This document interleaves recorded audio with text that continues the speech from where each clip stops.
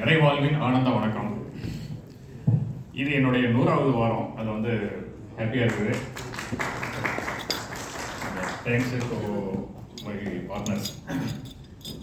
இதில் ஒரு ஆப்ஷன் கூட இல்லை அப்படிங்கிறது வந்து எனக்கே கொஞ்சம் சந்தோஷமாக இருக்குது.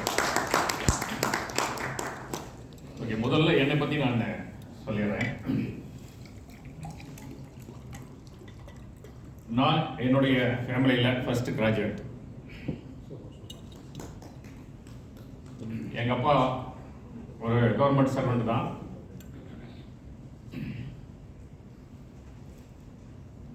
எங்கள்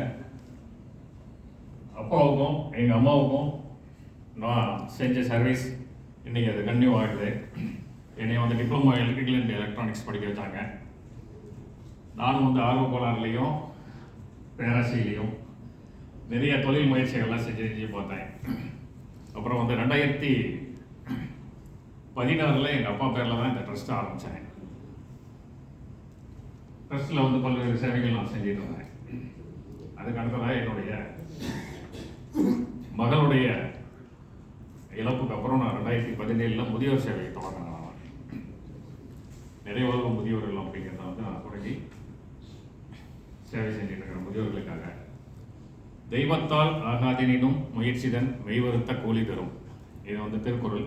அந்த திருக்குறளுக்கு ஏற்ப நம்ம வந்து தெய்வம் நமக்கு கொடுக்குறதோ இல்லையோ, நம்மளுடைய முயற்சியால் நம்ம அந்த இலக்கை அடையலாம் அப்படிங்கிறத வந்து நான் வாழ்வியல் அனுபவமாக கொண்டிருக்கிறேன். இது வந்து இப்போது 10 ஆண்டுகளாக இந்த சர்வீஸில் நான் இருக்கிறேன். சேலம், தருமபுரி, ஒசூர், சென்னை, இப்போ ரீசெண்டாக வர ஞாயிற்றுக்கிழமை வந்து கன்னியாகுமரியில் நம்மளுடைய பிரான்ச்சை வந்து ஓப்பன் பண்ணுறாங்க.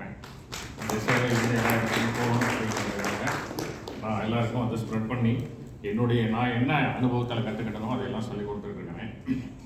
பொதுவாகவே நம்ம வாழ்க்கையில் வந்து எல்லோரும் என்ன ஆகுதுன்னா, அம்மா என்றழைக்காத உயிரில்லையே, அம்மாவை வணங்காது உயரில்லையே. இந்த பாடலை வந்து அன்னையர் தினத்தை அன்னைக்கு எல்லாருமே ஃபேஸ்புக்கு, வாட்ஸ்அப்பு, ட்விட்டரு அப்படின்னு சொல்லிட்டு ஷேர் பண்ணுவோம். ரொம்ப ஹாப்பியாக அன்னையர் தினத்தை அன்னையோட அது மறந்துடுவோம். அடுத்தது, தெய்வங்கள் எல்லாம் தோற்றே போகும் தந்தை அன்பின் முன்னே. இது வந்து தந்தையர் தினத்தை நம்ம கொண்டாடுவோம். அன்னைக்கு தந்தையர் தினத்தோடைய அந்தியோடவே இதை வந்து நம்ம மறந்துடுவோம். ஆனால் இன்னொரு விஷயத்தை நம்ம வந்து யோசிக்கவே இல்லை. யார் அழைப்பது யார் குரல் இது அப்படின்னு சொல்லிட்டு ஒரு பாடல் வந்து ஒழிச்சுக்கிட்டே இருக்கும். எங்கே தெரியுமா? முதியோர்கள்கிட்ட அவங்களுடைய பையன் கூப்பிட மாட்டானா, பொண்ணு கூப்பிட மாட்டாங்களா அப்படின்னு சொல்லிட்டு அவங்களுடைய நினைவுகள்லேயே அவங்களுடைய குரல் வந்து செவிகளில் ஒழிச்சிக்கிட்டு இருக்கிற மாதிரியே வாழ்ந்துட்டு இருக்கிறாங்க முதியோர்கள். இன்னைக்கு வந்து முதியோர்கள் வந்து அதிகமாக இருக்கிற நாடுகளுடைய பட்டியலில் நம்ம நாடு 2ஆம் இடத்துல இருக்குது. முதல் இடத்துல சீனா, 2வது இடத்துல முதியோர்கள் பட்டியலில் 2வது இடத்துல இருக்குது. அதே மாதிரி இந்திய அளவில் நம்ம தமிழ்நாடு வந்து 2வது இடத்துல இருக்குது முதியோர்கள் எண்ணிக்கையில். இது இன்னும் வந்து இப்போ நம்ம யங்ஸ்டர்ஸ் எண்ணிக்கையில் வந்து ஃபர்ஸ்ட் இடத்துல இருக்கிறோம். அது எந்த அளவுக்கு உண்மையோ அதே மாதிரி இன்னும் ஒரு 5 ஆண்டுகள் 10 ஆண்டுகளில் வந்து எல்டர்ஸ் லிஸ்ட்டில் வந்து முதல் இடத்துல வந்துருக்கும். அது வந்து தமிழ்நாட்டுக்கு வந்து ஒரு ஆரோக்கியமான சூழ்நிலை நிலவுறது. எல்லாருடைய லிவிங் ஏஜ் வந்து, அதாவது ஆயுட்காலம் வந்து அதிகரிச்சிட்டு இருக்குது அப்படிங்கிறது வந்து ஒரு பக்கம் உண்மையாக இருந்தாலும், எல்லா கவர்மெண்ட்டுமே வந்து எல்டர்ஸுக்கான பராமரிப்பை வந்து சரியாக செய்ய முடியல, ஒரு கட்டமைப்பு வசதியை சரியாக செய்ய முடியல அப்படிங்கிற ஒரு கவலையும் இருக்குது. எல்லா கவர்மெண்ட்டும் இதை பற்றி யோசிச்சுக்கிட்டு இருக்கிறாங்க.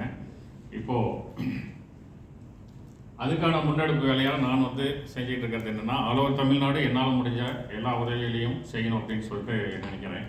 நான் இங்கே பிஎன்ஐயில் ஜாயின் பண்ணப்போ, நீங்கள் ஏன் பிஎன்ஐயில் ஜாயின் பண்ணீங்க அப்படின்னு சொல்லிட்டு கேட்டாங்க.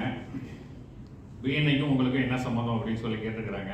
நான் ஒரு வருஷம் எதிர்கொண்ட கேள்விகள் எல்லாமே இதுதான். பிஎன்ஐக்கும் பிஸ்னஸுக்கும் உங்கள் சேரிட்டிக்கும் என்ன சம்மந்தம் அப்படின்னு சொல்லிட்டு பாலாஜி சாருக்கு தெரியும். அவரும் அதுக்கெல்லாம் ஆன்சர் பண்ணியிருக்கிறாரு. நான் இது வந்து 3வது வருஷம் கண்டினியூ பண்ணுவேன்னு சொல்லிட்டு எனக்கு ஸ்பான்சராக இருந்த முருகன் கூட இதை நினைச்சிருக்க மாட்டார். ஏன்னா 1 இயர்லேயே வந்து நான் வந்து ரிலீவ் ஆகிடுவேன் அப்படின்னு சொல்லிட்டு நினச்சிருந்துருப்பாரு. நான் ஏன் கண்டினியூ பண்ணுறேன் அப்படின்னு சொன்னால், என்னை சார்ந்து என்னை நம்பிக்கிட்டு இருக்கிற அந்த முதியோர்களுக்காக தான் நான் இதை வந்து கண்டினியூ பண்ணிக்கிட்டு இருக்கிறேன். இது ஒரு பாண்டிங், இந்த பாண்டிங் கிடைச்சிருக்குது. இந்த விஷயம் வந்து எனக்கு கிடைக்கிறதில்ல, என்னுடைய முதியோர்களுக்கு கிடைக்கிற விஷயம். பிஸ்னஸுக்கு பிஎன்ஐக்கும் சேரிட்டிக்கும் என்ன சம்மந்தம் அப்படின்னா, சேரிட்டி ஒரு பக்கம், பிஸ்னஸ் ஒரு பக்கம், ரெண்டுமே ஒரு நாணயத்தினுடைய 2 பக்கங்கள். நான் செய்கிறது சேவை தொழில். ஒரு சிறு பூவை அசைக்காதே எங்க ஒரு நட்சத்திரம் அணைந்து போகலாம் அப்படின்னு சொல்லிட்டு அப்துல் ரஹ்மான் ஒரு கவிதை எழுதியிருந்தார். நம்ம தசாவதாரம் படத்தில் கூட கேஎஸ்எஸ் தியரின்னு சொல்லிட்டு ஒரு தியரியை பற்றி சொல்லியிருப்பாங்க. அதுக்கு இதுக்கு என்ன சம்பந்தம் அப்படின்னு சொல்லிட்டு, அது என்னுடைய ஸ்பீச் எண்டில் நான் சொல்கிறேன்.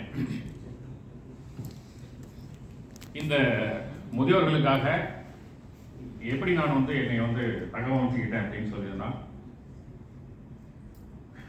எங்கள் அம்மா உடல் நலம் குறைவாக வந்து மருத்துவமனையில் இருந்தப்ப அங்கே வந்து பணிவடைகள் செய்கிறதுக்கு யாருமே இல்லை. அவங்களுடைய வயோதிகத்தில் நான் கூட இருந்தேன். அவங்களுக்கு ரொம்ப சங்கடமாக இருந்துச்சு. ஒரு பையன் வந்து செய்ய சொல்கிறதுக்கு கூச்சமாகவும் சங்கடமாகவும் இருந்துச்சு. அதையெல்லாம் தாண்டி எனக்குன்னு ஒரு அமைப்பு வரும்போது நான் முதியோர்களை தான் ஸ்டார்ட் பண்ணேன். அதுக்கு முன்னாடி ஒரு 30 ஹோம் நான் பார்வையிட்டிருப்பேன். ஹோம் வந்து எப்படி நடத்துகிறாங்க என்ன அப்படின்னு சொல்லி 30 ஹோம்லேயுமே நான் உணர்ந்த ஒரு விஷயம், முதியோர்களுக்குன்னு ஒரு ஸ்மெல் இருக்குது. அந்த ஸ்மெல்லை நீங்கள் முதியோர்களுக்கு போனால் தான் உணர முடியும். முதியோர்கள்னு நினைக்கும் போதும் அந்த ஸ்மெல் தெரியும். ஸோ அந்த ஐடென்டிட்டியை மாற்றணும் அப்படின்னு சொல்லிட்டு என்னுடைய முதியோர்களத்தில் எந்த ஸ்மெல்லுமே வராமல் ஹாஸ்பிட்டாலிட்டியோட எப்படி பார்த்துக்கணும் அப்படின்னு சொல்லிட்டு கேர் எடுத்து நான் அதை வந்து செஞ்சுக்கிட்டு இருக்கிறேன்.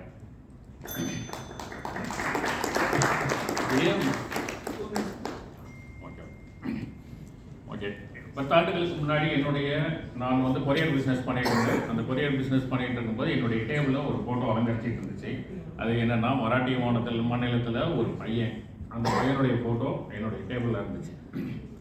ஏன் அப்படின்னா, அவங்களுக்காக வந்து க்ரௌட் ஃபண்டு கலெக்ட் பண்ணிக்கிட்டு இருக்கிற கெட்டோ மாதிரியான ஒரு ஆப்பில் இந்த பையனை வந்து நான் எடுத்துக்கிட்டேன் அப்படின்னு சொல்லிட்டு நான் அதுக்கு மந்த்லி பேமெண்ட் பண்ணேன். அதுக்காக ஒரு ஸ்டார்டிங் இது கொடுத்துருந்தாங்க, அதை தான் நான் வச்சுருந்தேன். அதை வந்து நான் கையில் அந்த என்னுடைய டேபிளில் வச்சுருக்கும் போது எனக்கு கொஞ்சம் பெருமையாக இருந்துச்சு, சந்தோஷமாகவும் இருந்துச்சு. அந்த சந்தோஷம் என்னை அடுத்தடுத்த லெவலுக்கு உயர்த்திக்கிட்டு இருந்துச்சு. இந்த கேஆர் தியரிக்கும் பெஸ்டியன்ஸுக்கும் என்ன சம்பந்தம் அப்படின்னு சொன்னால், சம்பந்தம் இருக்குது.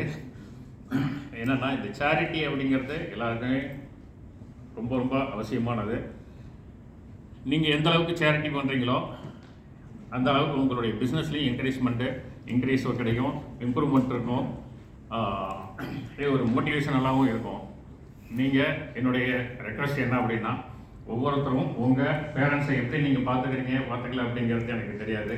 வாழ்நாளையில் ஒவ்வொருத்தரும் ஒவ்வொரு தாத்தாவையாவது ஒரு பாட்டியாவது தத்தெடுத்து வளர்த்திங்கன்னா, தத்தெடுத்து வளர்த்துறது அப்படின்னா வீட்டுக்கு கூட்டிகிட்டு போய் வளர்த்துறதில்ல, அங்கங்கே இருக்கிற ஹோம்லேயோ எங்கேயோ இருக்கிற ஆதரவு இல்லாத இருக்கிறவங்களுக்கு நீங்கள் உங்களால் முடிஞ்ச பண உதவிகளை செய்யுங்க.